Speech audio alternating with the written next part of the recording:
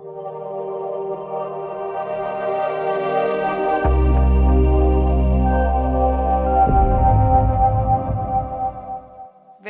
to Annam's Recipes.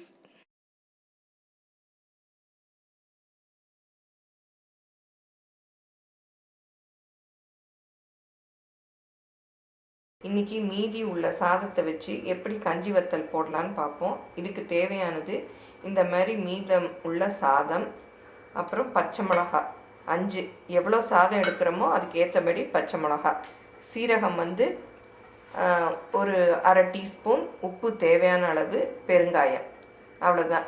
இப்போ பச்சை மிளகாய் போடாதவங்க தனி மிளகாப்பொடி கூட போட்டு பண்ணிக்கலாம். இப்போ இதை மிக்சியில் அரைச்சி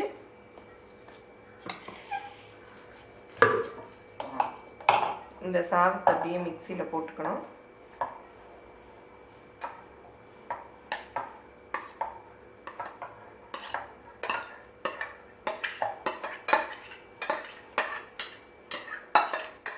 இப்போ சாதத்தை மிக்சியில் போட்டாச்சு.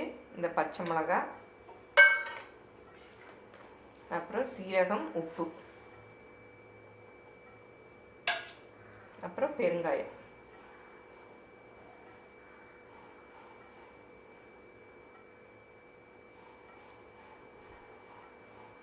இப்போ இதை மிக்சியில் அரைச்சிட்டு அப்படியே கிள்ளி வைக்கணும்.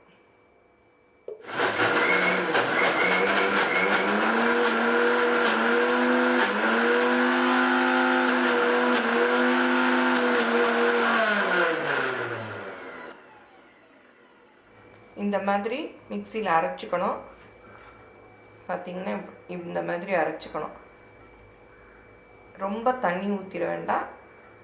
கொஞ்சம் அரைப்படுற அளவுக்கு லேசாக தொளிச்சிக்கிட்டு அரைச்சிக்கிட்டா போதும். இது எல்லாத்தையும் இப்போ இதில் வலிச்சு வச்சுட்டு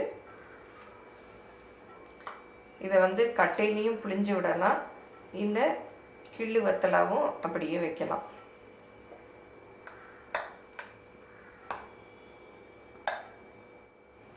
இந்த மாதிரி ஒரு பெரிய பிளேட் இருந்ததுன்னா அதில் இந்த மாதிரி வெள்ளை துணி விரிச்சிட்டு வீட்டுக்குள்ளே இந்த மாதிரி பண்ணி சின்ன சின்ன இதாக கிள்ளி வச்சுட்டு அப்படியே மாடியில் கொண்டே வச்சிடலாம். இது நடுவில் ஒட்டுறச்ச இந்த மாதிரி தண்ணியில் நனைச்சிக்கணும் கையை. அப்போ நல்லா க்ளீனாக வரும். இதே மாதிரி எல்லா மாவையும் சின்ன சின்னதாக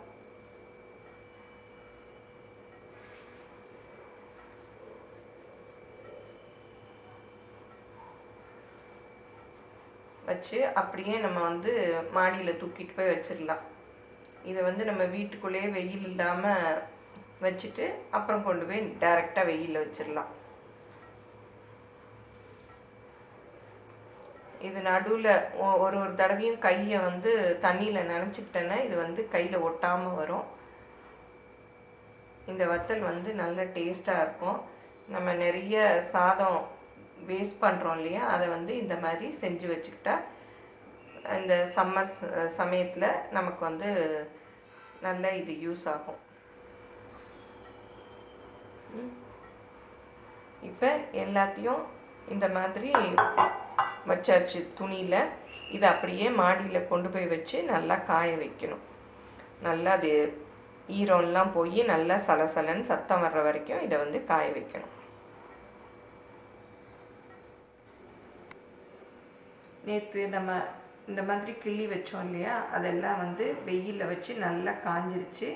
இப்போ அதை எப்படி உரிக்கலான்னு காமிக்கிறேன். இந்த மாதிரி துணியை திருப்பிக்கணும். இதில் லைட்டாக தண்ணி, ரொம்ப வேண்டாம், கொஞ்சம் அந்த இது ஊறுற அளவுக்கு இருந்தால் போதும். தெளிச்சுட்டு அப்படியே எடுத்துடணும். இந்த அழகாக வரும். இப்படியே எடுத்துட்டு இதை திருப்பியும் கொஞ்சம் வெயிலில் காய வைக்கணும். இந்த மாதிரி எடுத்து ஒரு பிளேட்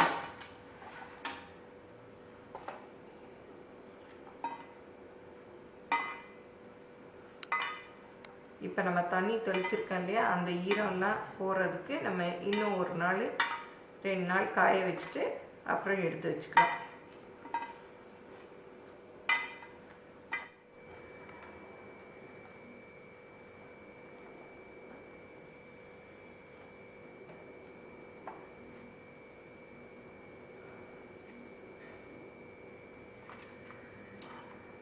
இப்போ எல்லாத்தையும் துணியிலேருந்து எடுத்தாச்சு. இந்த எடுத்ததுனால இந்த பக்கம் கொஞ்சம் ஈரமாக இருக்கும். இதை வந்து நம்ம வெயிலில் காய வச்சுட்டு 2 நாள் அப்புறம் இந்த தொட்டு பார்த்தா ஒரு கிறிஸ்பாக ஒரு சவுண்டு வரும், அது வரைக்கும் காய வைக்கணும். இப்போ போட்ட வத்தல்லாம் இந்த மாதிரி சலசலன்னு சத்தம் வர்ற மாதிரி காயணும். இல்லாட்டி உள்ள ஈரம் இருக்கும், நம்ம வறுக்கரைச்சு அது வந்து பொரிப்படாது, வாயில் வந்து அப்படியே கடுக்கு கடுக்குன்னு தட்டுப்படும். அதனால் இந்த மாதிரி காய வச்சுக்கணும். இப்போ எண்ணெயை நல்லா காய வச்சு இதை அப்படி போடணும். போட்டால் அப்படியே நல்லா பொரிஞ்சு வரும். எண்ணெய் காயாட்டி நல்லா பொரியாது. இப்போ நல்லா பொரிஞ்சிருச்சு. இதை வந்து நம்ம சாதத்தோடு சாப்பிட்லாம்.